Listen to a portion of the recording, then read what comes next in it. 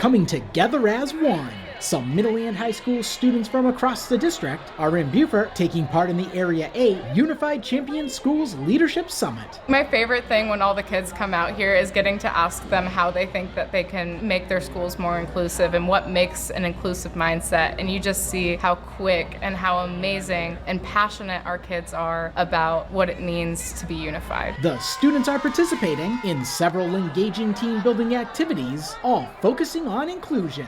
Dancing, teamwork and stuff, quizzes and stuff.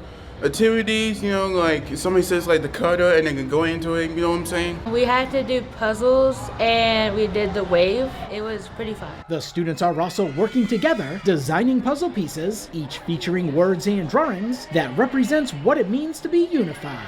I feel hard in it.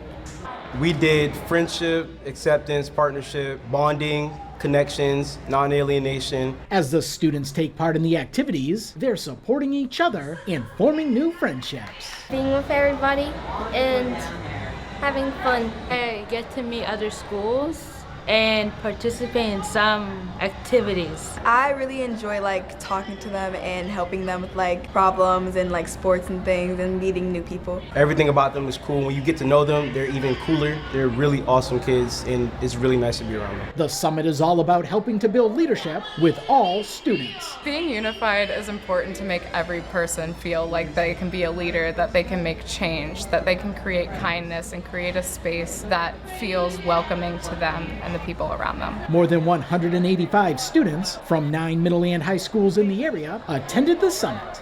For the Beaufort County School District, Ron Marks.